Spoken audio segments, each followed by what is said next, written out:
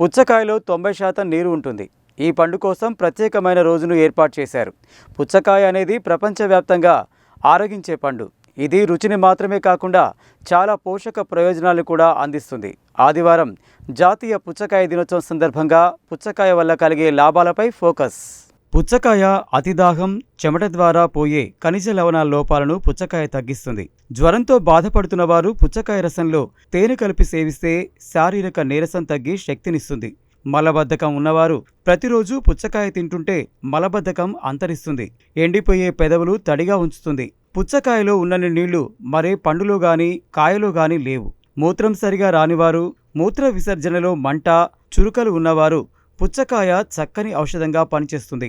పుచ్చపండు గింజలు anti oxidant గుణాలను కలిగి ఉండి చర్మాన్ని ఆరోగ్యంగా ఉంచి యవ్వనంగా కనపడేలా చేస్తాయి. అంతేకాకుండా ఈ విత్తనాలను తీసుకోవడం వలన చర్మ క్యాన్సర్, ఇన్ఫెక్షన్ వంటి చర్మ రుగ్మతలకు దూరంగా ఉంచుతుంది.